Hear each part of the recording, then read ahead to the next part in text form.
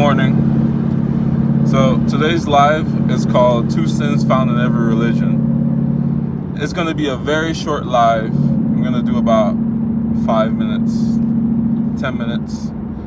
Alright, so the two sins found in every religion. I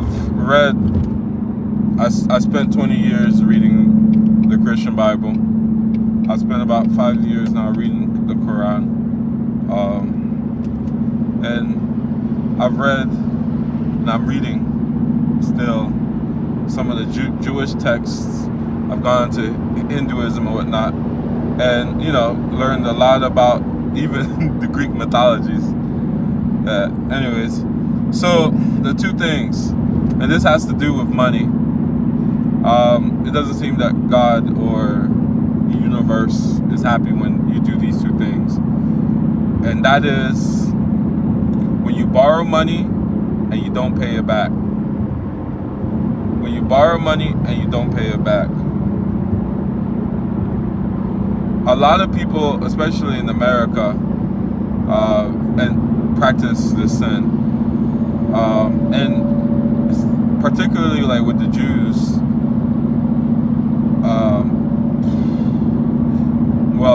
particularly with the Muslims, they definitely outline this as a no, whereas Jews, I think, co-sign this, and that is lending money.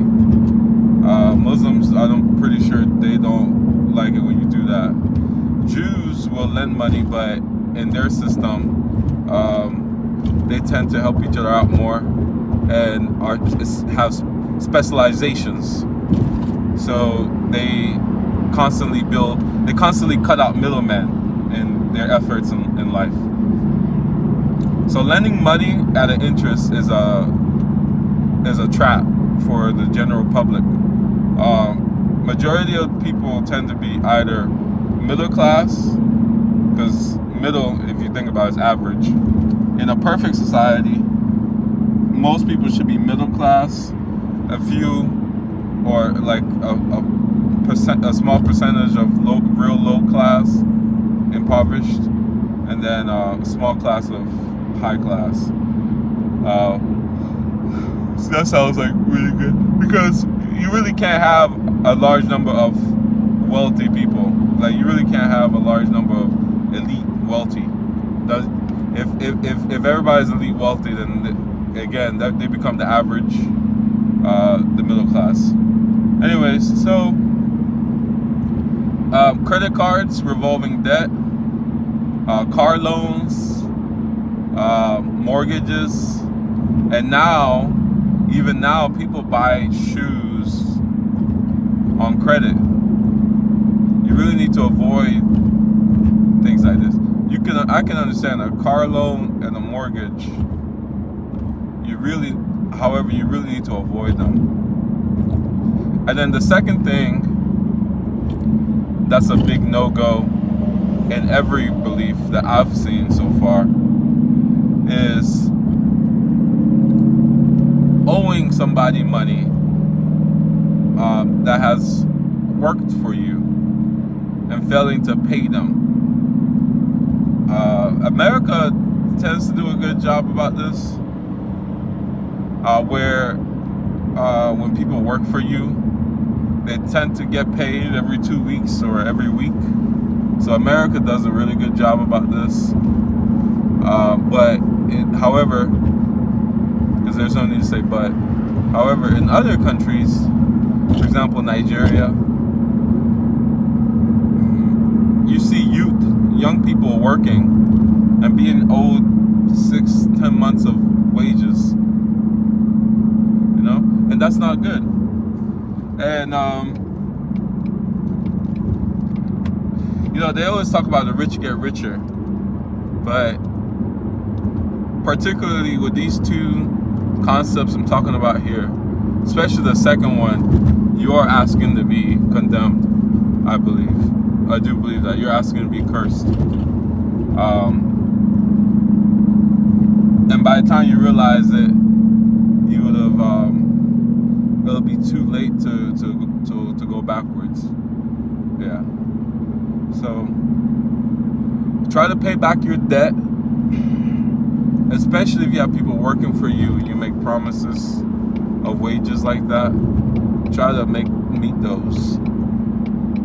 And then the first one, don't put yourself into debt. If you don't have the money for it at the time, just wait. My father once told me that no matter what, you should be able to go to sleep every night. So no matter what's going on, you should be able to go to sleep every night. He told me that during my heartbreak about 2 years ago now, because I wasn't able to sleep. I wasn't able to eat. So I was a perpetual fast, and I was always in the gym, and I was just in the gym, just my stomach was like on the floor, and yeah, and I couldn't sleep until I passed out. Could not sleep until I passed out because it was just too painful to go to sleep, especially if you dream about something and then you wake up and then you have that longing feeling, that feeling of longing. It's terrible. So I was very happy, delighted when I was able to finally sleep. Anyways, in the last few lives, I've talked about entitlement and making promises. A lesson I've come to learn very, very hard with my family in particular. So you think you're all in the same boat, trying to get to wherever you want to get to, and as you're brainstorming about how to move forward, people are quick to take whatever you say as promises. And then when you decide to change your mind about it, then you're the worst person in the world. So now, instead of brainstorming with people, I just keep my mouth closed. And then I just think about it by myself. If I really do want to come through with it, then I will. But there's no point in putting out good hopes and good wishes and seeing if we can collectively solve problems. Because what especially, and I said this a few days ago on my live about what I learned as a 28-year-old man. With you young men, please don't take on the burden of your family as yours. A lot of the problems in the family were created before you were ever born. So it doesn't make sense to take on that burden. You know, it doesn't make sense. You're only one person. In my case, how many young men can generate $5,000 to $10,000 within a month or two? How many people can do that? You know? And if you go to anybody else's home and ask the brother or sister who is a recent grad to do this thing, they wouldn't be able to do it. You wouldn't attack them for that.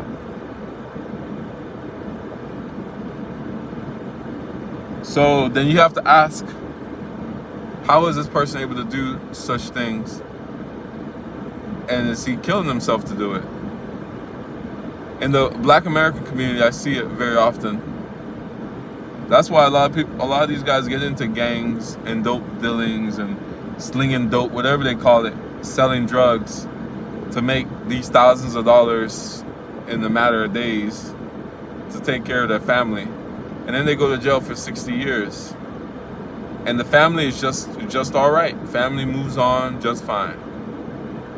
So there's no point in taking on family problems by yourself, because at the end of the day, 20, 30, 40, 50 years from now, is family really going to help? And when they do help, how many times do you have to beg them for that help? So you just be wise about the things you can help. Like I always talk about Steve Harvey. Like Steve Harvey said to Monique, if you want to help poor people, make sure you're not poor yourself. So if people outside of you make financial decisions that put themselves in dire situations, at the end of the day, you help out, then there are going to be two people in dire situations. Because when you get in trouble the next day, if that were to happen, the person you helped out doesn't have the money to help you. Especially when you have responsibilities. I know we live in America where things are, especially with our women, they think they can just live without men. They don't need a man, they just want one. According to my middle school principal. And I rebuttal that, no, I want a woman to need me, like the oxygen in her lungs. It's in America, I know we don't seem to need these things, but at the end of the day, you need clean water, you need food, and you need shelter. And you don't wait till it starts to rain to build your home. And so, no matter how important activities or functions or goals are, make sure you don't jeopardize the food, the water, or the shelter over your head.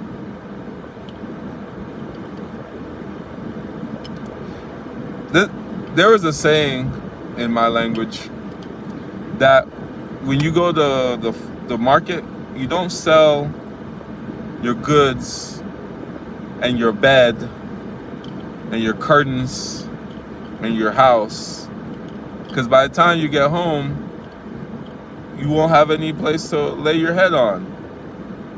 You might as well have sold yourself in the market as well. Sold yourself into slavery. And that's why I say the two most important things to stay away from is indebting yourself, borrowing money and not paying it back. And then the other one is owing money, especially if that person worked for you and needs that money for their livelihood, and you borrow it, or they worked for you and you owe them money and you fail to pay. And it's one thing to hard times fall, businesses fall, but it's another thing that you owe somebody money and they worked for you and you spend the money you're supposed to give them on other things like traveling or whatever it is that is not critical to that livelihood of that business, because they have to eat, they have dependents, they have put their livelihood under your care, and they have bought into your belief of how to generate money. So those are the two things.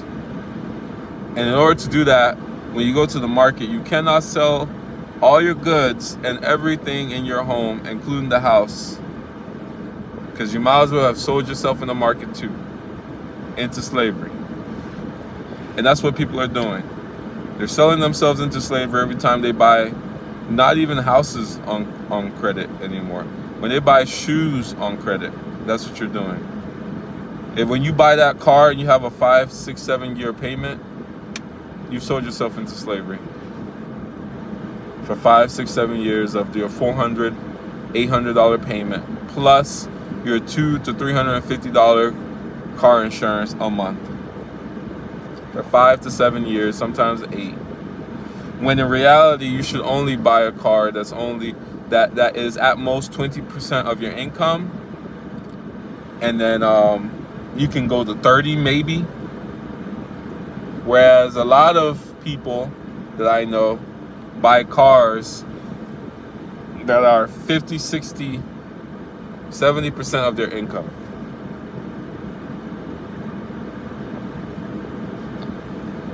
And that's not good.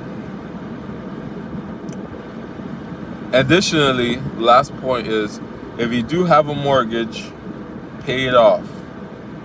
There's nothing wrong with paying off your mortgage. Be aggressive about it.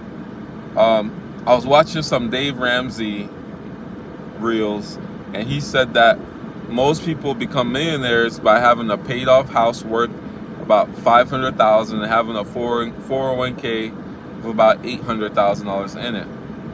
That's how he says most people become millionaires. Most people become millionaires. Having a paid off house worth about $500,000 and having a 401k upwards of $800,000. That's how he said most people become millionaires. Anyways, I just wanted this to be a short live. I'm really tired. I gotta go to work. Really tired. I did my 6 miles this morning at 3 a.m. and I went to the gym at 5. Now it's 7, right? So I've done everything I wanted to do for today when it comes to exercise. I'll try to go and work out during lunch and then in the evening and get a swim in during the evening. But I hope everybody has a good day, and I hope you were able to take something away from this. Bye.